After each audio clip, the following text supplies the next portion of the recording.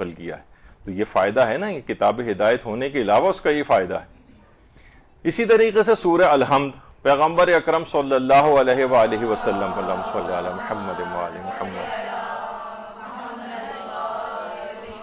فرماتے ہیں کہ اگر کسی کو سورہ الحمد سے شفا نہ ہوگی تو سمجھو سے پھر کسی چیز سے بھی شفا حاصل نہیں ہوگی.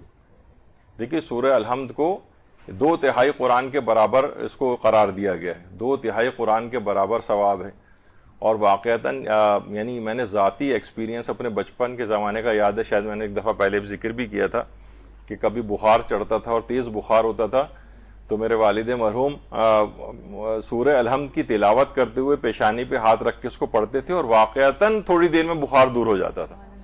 یعنی اگر واقعی اس کو کوئی, اصل میں یہ چیزیں نا معاشرے سے مفقود ہیں, ان کے اوپر عمل ہی نہیں ہوتا ہے, اور ہوتا بھی ہے تو شک و شبہ کے عالم میں ہوتا ہے کہ پڑھنے والا خود ہی اس بات کا معتقد نہیں ہوتا, وہ میٹیریلسٹک چیزوں کو زیادہ دیکھ رہا ہوتا ہے.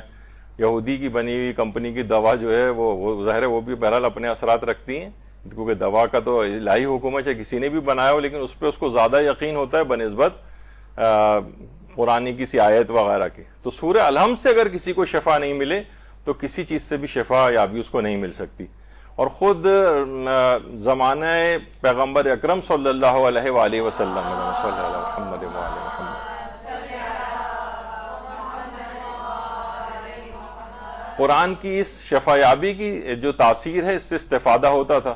روایت میں ملتا ہے کہ پیغمبر اکرم کے ایک صحابی جو تھے ان کو سانپ نے کاٹ لیا, تو اس وقت کوئی فوری طور پہ کوئی دوا بھی اویلیبل نہیں تھی, نہ اس کا کوئی علاج اس وقت تھا. تو کوئی صحابی آئے اور انہوں نے سورہ الحمد کا دم ان کے اوپر کیا, جس سے وہ شفا یابی ان کو مل گئی. تو بہرحال سورہ الحمد ایک بڑی عجیب و غریب سورہ ہے, اتنے زبردست اس کے اثرات ہیں. پورا ایک درس ہمارا سورہ الحمد کے خواص اور خصوصیات پر یہاں پر ہو چکا ہے, آپ اس پہ دیکھ سکتی ہیں. اور جب بھی پیغمبر اکرم یہ جملے بھی ارشاد فرماتے ہیں کہ سورہ الحمد موت کے علاوہ ہر بیماری سے شفا ہے. یعنی بعض اوقات یہ ہوتا ہے اگر بیمار کی پیشانی پہ ہاتھ رکھ کے یا اس کے ہاتھ کے اوپر ہاتھ رکھ کے 1 دفعہ یا 7 مرتبہ یا 70 دفعہ سورہ الحمد پڑھی جائے تو انشاءاللہ اسے شفا یابی اس سے نصیب ہوتی ہے.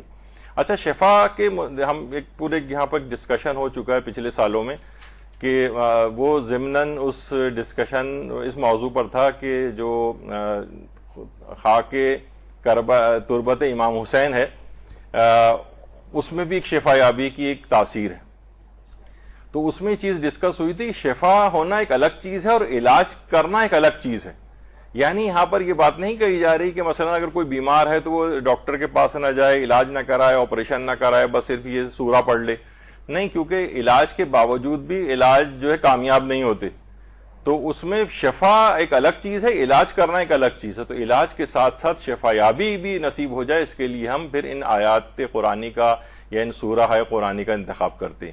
تو سورہ الحمد موت کے علاوہ ہر بیماری کے لیے شفا ہے. اور اس میں یہ ہے کہ علماء نے لکھا ہے اس کے آداب میں سے ہے کہ یا تو مریض کے پیشانی پر ہاتھ رکھ کر یا اس کے دائیں ہاتھ کے اوپر ہاتھ رکھ کر اس کو پڑھا جائے. تو یہ ایک چیز ہے. اور سورہ الحمد کے متعلق کہا جاتا ہے کہ ہر دردوں کے لیے بھی دوا ہے. امام حسن عسکری علیہ السلام اپنے اجداد سے نقل کرتے ہیں, اللہم صلی علی محمد وآل محمد, اور وہ امام صادق علیہ السلام سے نقل فرماتے ہیں کہ جس کو کسی بھی جگہ درد کی شکایت ہو اپنے گریبان میں 7 بار سورہ الحمد کی تلاوت کرے, اگر درد ختم ہو جائے تو بہتر ہے, ورنہ 70 مرتبہ تلاوت کرے تو میں اس کی صحت اور عافیت کا ضامن ہوں. تو یا تو 7 دفعہ یا پھر اگر اثر اندازی نہ ہو تو اس کو 70 دفعہ تک لے کر جائے. اور یہ بھی کہا گیا کہ جو شخص کسی درد یا بیماری میں مبتلا ہو اسے چاہیے کہ اپنے گریبان میں منہ ڈال کر 7 مرتبہ سورہ الحمد کی تلاوت کرے. یہ ان افراد کے لیے بھی ہے جو مثلا اگر جو ہوتا ہے نا کہ کوئی دعا پڑھ کر پھونک مارنا یا دم کرنا, اس کی بھی اسلام میں بہرحال ایک اہمیت ہے.